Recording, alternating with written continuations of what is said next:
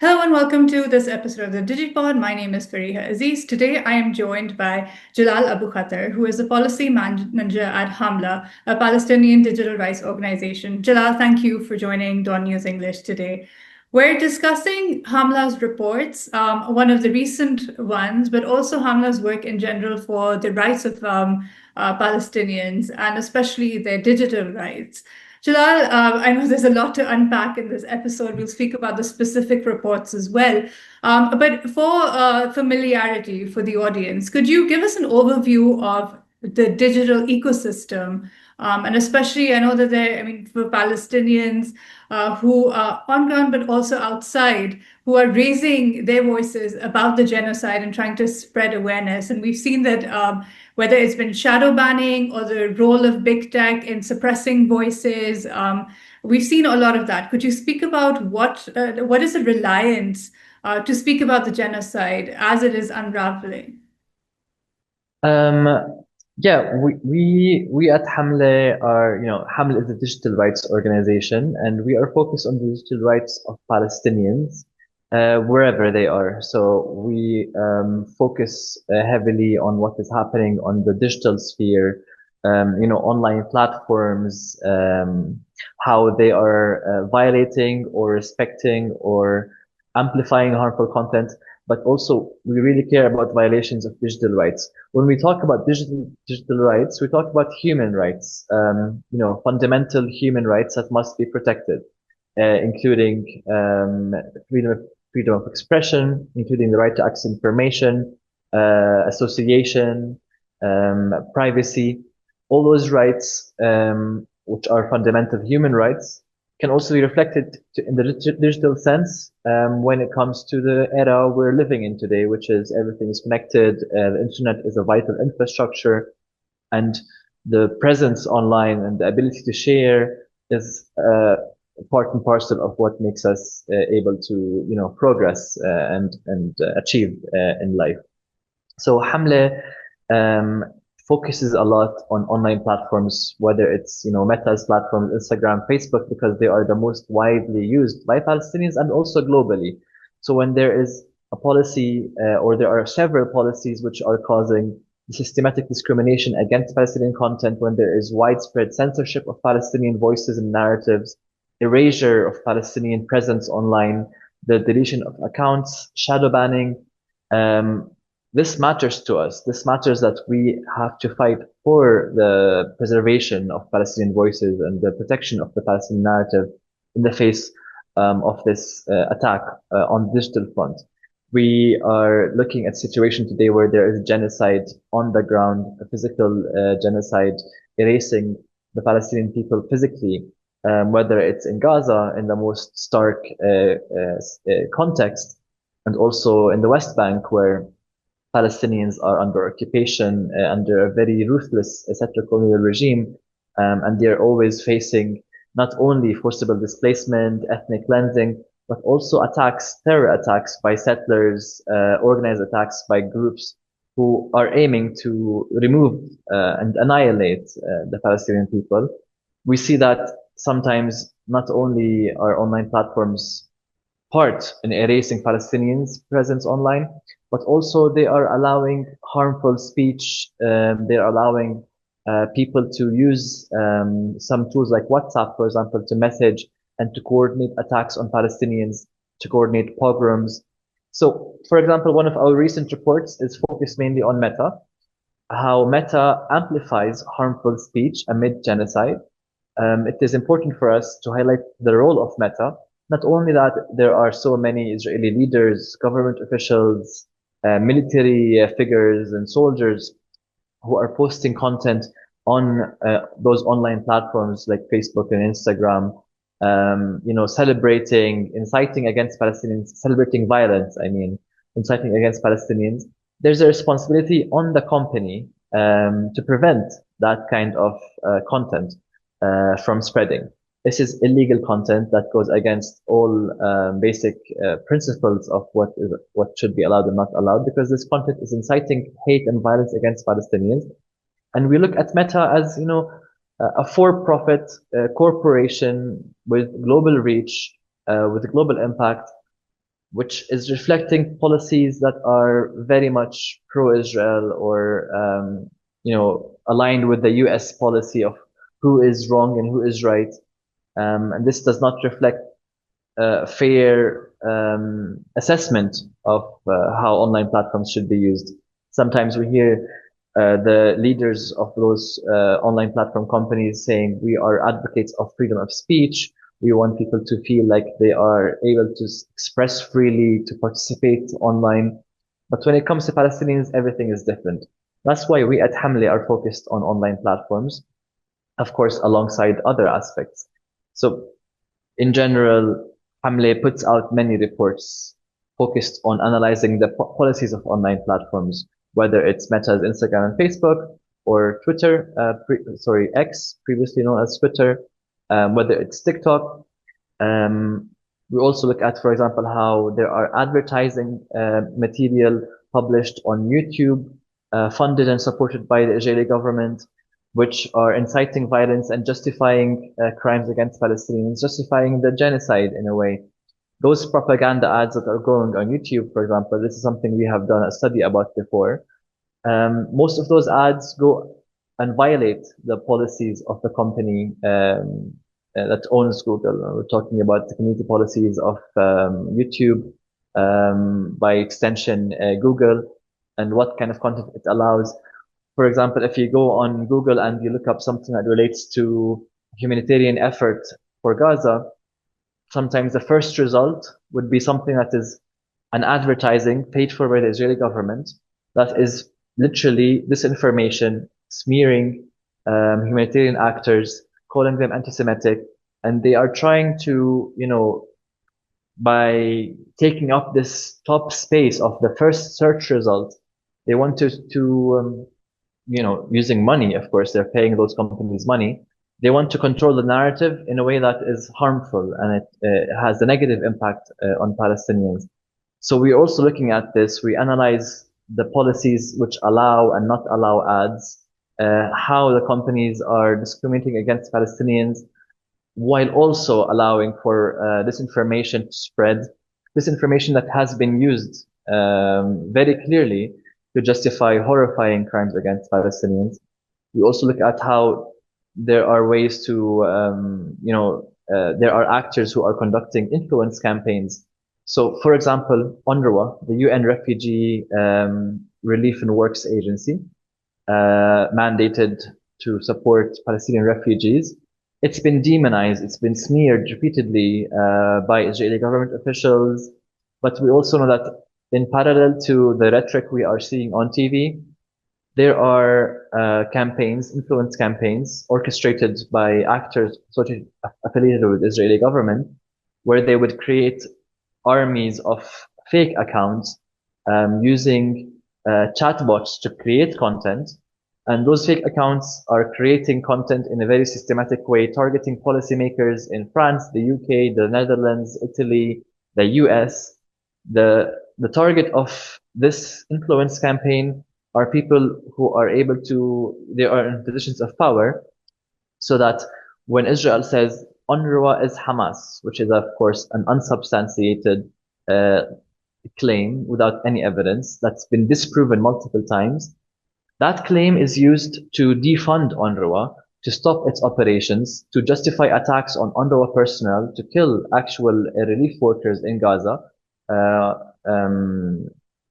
And at the same time, the dimension that we are caring about is how this influence campaign is orchestrated online with the assistance of tools provided by those online companies, by those online platforms, whether it's OpenAI through its ChatGPT tools, whether it's Meta giving space to bot army accounts, basically fake accounts that are spreading this information. And we're looking at analyzing the impact of this influence campaign. Of course, when we're talking about the situation of famine, starvation in Gaza, we recognize that the most suitable role would be for the UNRWA to conduct its operations, because it already has the capacity to deliver humanitarian aid at a wide scale. So when we see that there's influence campaigns targeting UNRWA, we know that this is going to make the situation of famine much worse. And we are seeing this online, and we are seeing the impact of it online. So we try through our reports, through our advocacy efforts, through highlighting those issues, to try to fix what we can, to call out the influence campaigns, the disinformation, and to call out the damage that they have been causing to Palestinians. And clearly, the online narratives or the erasure, and also the way that moderation is happening, has an offline impact. And this is, I mean, a humanitarian on grounds. It is people are being affected on a daily basis, hour to hour. What has been Hamla, of course, put out a lot of reports on various aspects, especially the role of big tech. Has there been any receptivity? Because a lot of the reports also recommend, not only do they point out and call out what is being done, and there's disproportionate impact, or who gets a platform, who doesn't, and who's being erased. But what has been the response, if any, by the companies about these moderation practices or the impact that this is causing on ground and to people?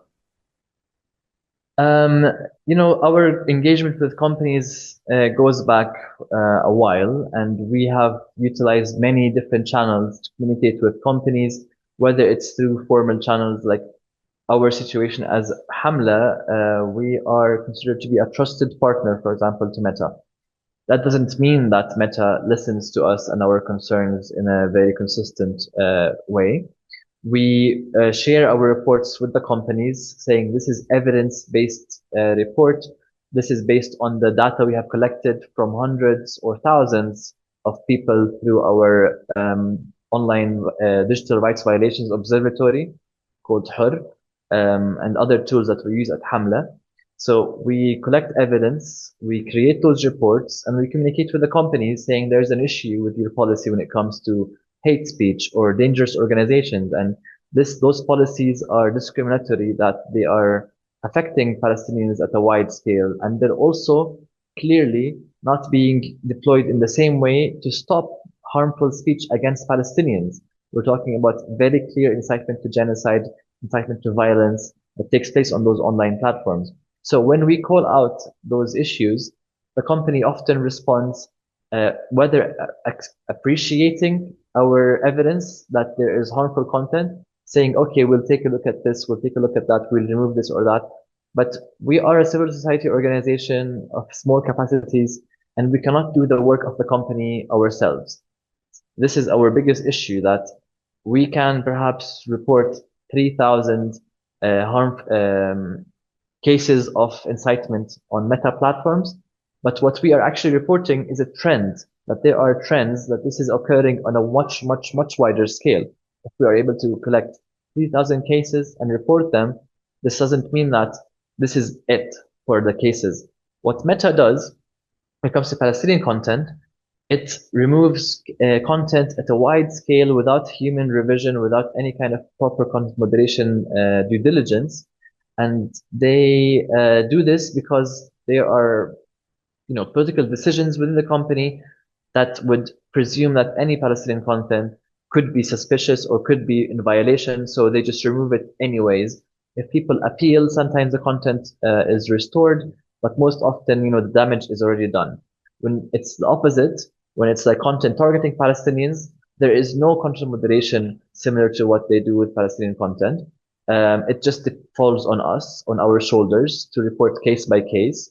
And the tools and capacities we have are not of match at all to a company that makes hundreds of millions of dollars in profit annually, and is not willing to invest in any content moderation tools to protect its user base, especially the user base from Palestine or Palestinians or pro-Palestinians, Arabic-speaking audiences, etc.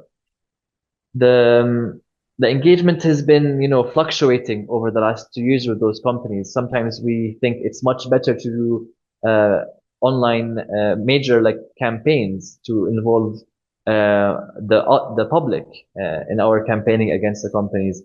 Sometimes we write to UN special procedures rapporteurs. We share our evidence with parties who are able to put pressure on the companies in their own jurisdictions. So we speak to people in Europe, because in Europe there are regulatory mechanisms that can put a hold and hold companies accountable. So we try to cooperate with partners in Europe saying this is our evidence. This is what we're observing. We want to put pressure on this company because the company does not listen to us. The company does not engage with us as frequently as it should be.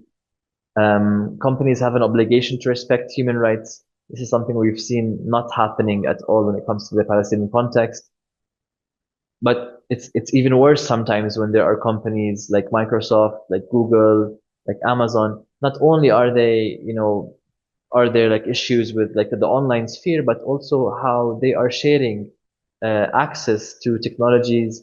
They are providing services to the Israeli army during a time of genocide. So if the Israeli army is accused of committing war crimes and genocide, and at the same time, those crimes are being facilitated by services provided from private companies like Microsoft, Google, and Amazon, then there's a responsibility that falls on the shoulders of those companies as well, because they are fully aware of the accusation that Israel's army is carrying out war crimes. So the fact that they are providing services to the Israeli army during this time means that they too should be held accountable. They too are complicit in the facilitation of war crimes. We call this out not only with the companies, we call this out through tech workers who are also working within the companies to try to expose this reality, to put pressure on the companies. We work with media outlets, with journalists who are collecting evidence to help us put more pressure on the companies. But it's like a huge battle. It's like an uphill battle when there's so much for profit, um, you know, motivation for the company. They want to just make more money, while we are just caring about human rights. We want the respect of human rights to be universal. We want everyone's human rights to be respected, which is a thing we don't see when it comes to Palestinians. Well, I think free expression and human rights, we've seen this implosion of this myth as though it was for all. But clearly, that's not how it's played out. Hamla's work obviously predates October 7th, but have you seen particular challenges with the evolution of technology and the way it's being used? And there's been a lot of conversation, as you mentioned, of big tech, not just in terms of content and what's there, but also the provision of certain technology where surveillance comes in, as a result of which there have been precision attacks that have led to the loss of lives.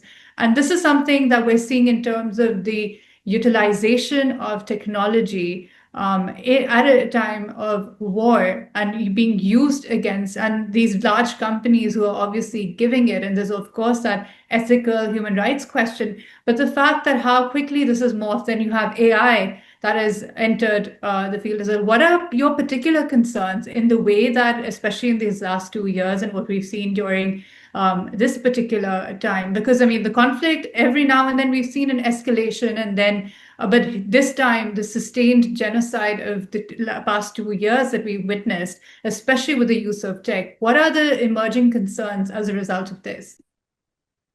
Indeed, there are major concerns that we have observed over the past 2 years. At the start of the genocide, we learned that Israel was using AI targeting systems, like AI tools, to create and generate targets, meaning that they are relying on an AI software built by soldiers, by people who are part of the Unit 8200 of the Israeli military. They are building different softwares that generate targets to direct the bombing of homes, the killings of people, the annihilation of families. Different softwares like, for example, the Lavender, an AI targeting system that is basically based on surveillance data collected of Palestinians, whether it's phone calls being intercepted or whether it's WhatsApp conversations.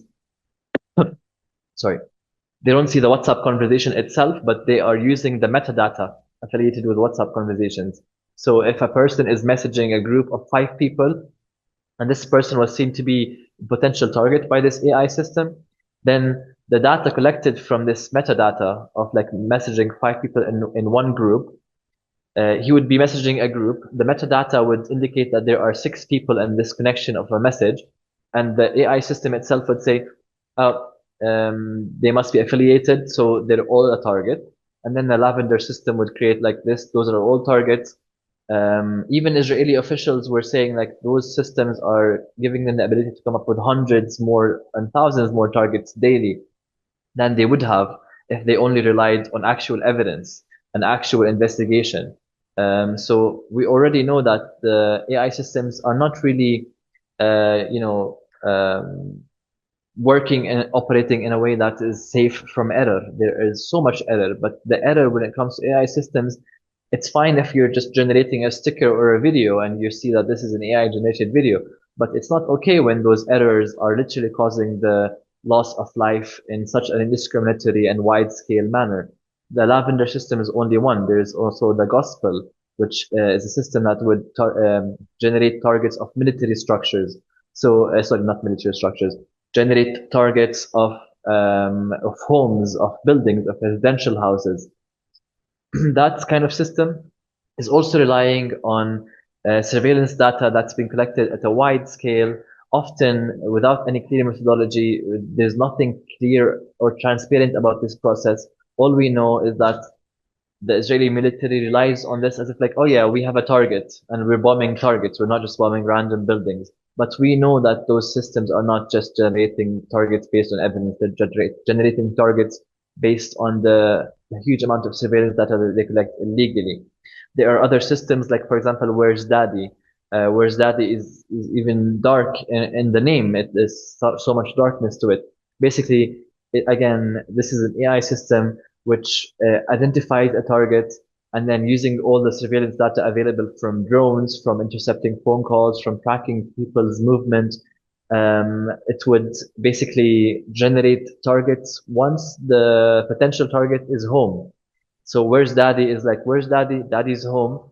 Once daddy's home is achieved in the equation, the AI system would say, now it's the time to fire. And then the targeting of a person would be not just to kill the one person, but to kill their entire family as well. That's the purpose of a system that they've created, which is really, really, really scary because the point here is not to target militants or to target people who are considered to be actively armed and acting against Israel. No, the target is people in their homes. We're talking about civilians. We're talking about children.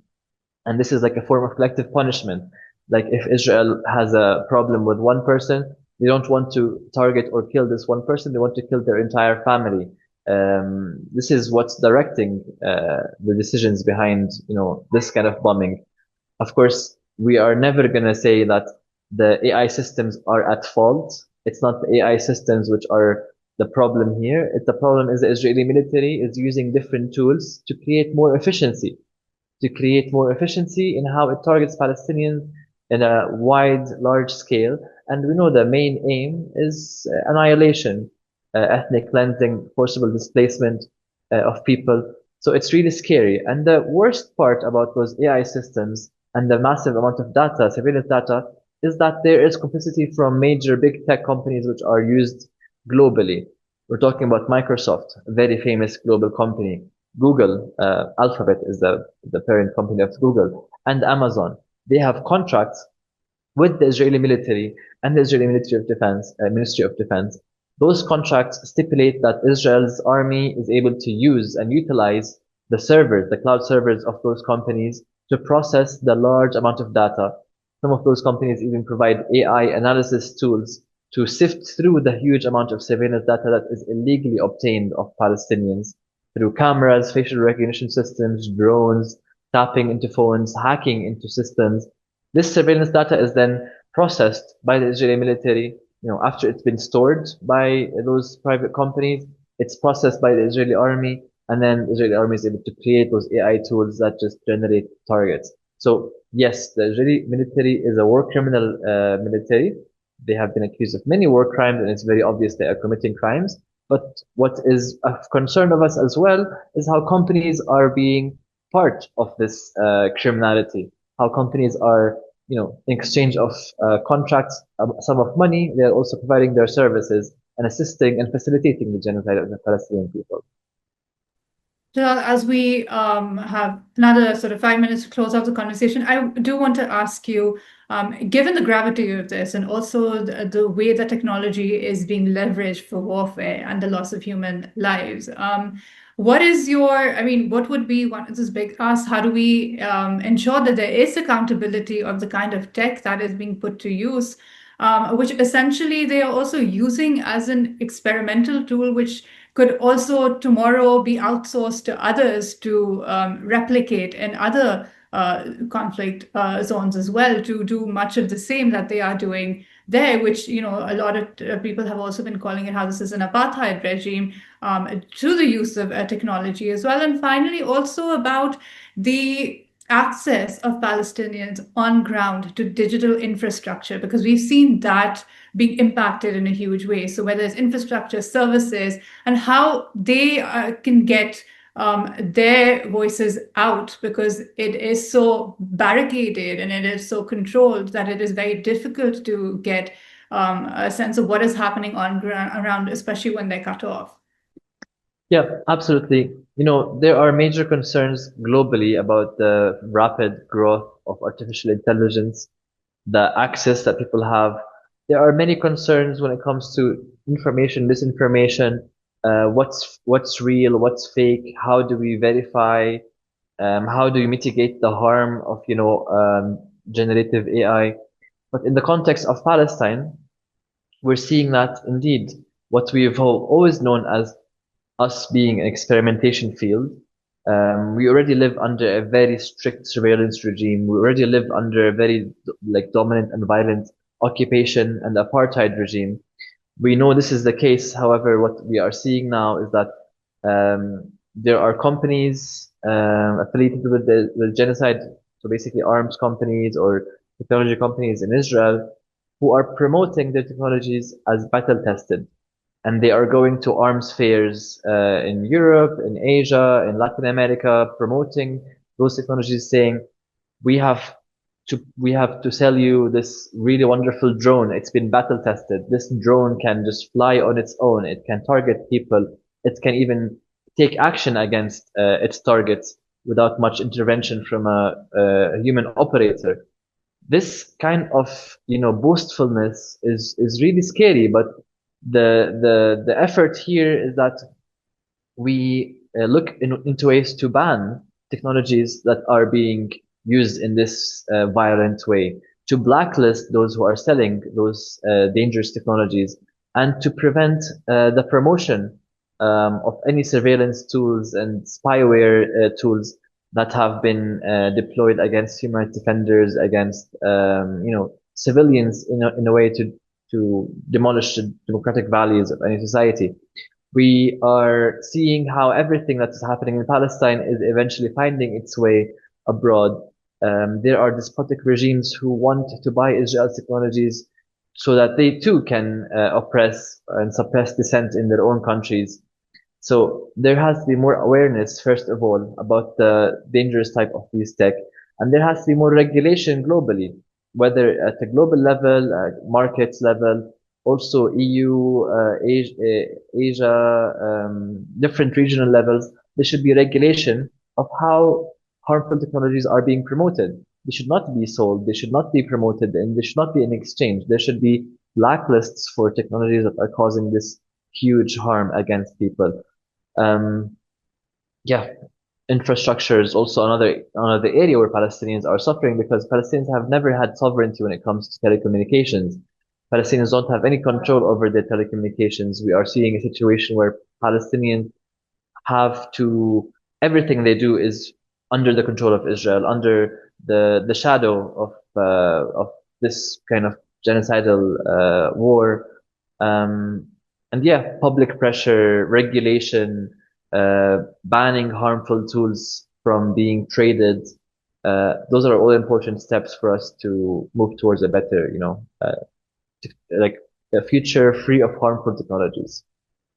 Absolutely. And if we are to move towards accountability, I think the first thing that also needs addressing is the level of dehumanization that's happened, and the exception, the partiality with which Palestinian voices are being treated, lives are being treated. where unfortunately technology and this aspect of technology is leading to this sort of virtual simulation, as if those who are at the receiving end of it are not actual living human beings. And that's essentially where we see that there's the darker side of technology we've seen used. Jalal, thank you so much for making time for DawnNews English. Thank you for the work you do and for the work that Hamla does. Thank you, Fariha. Thank you for having me.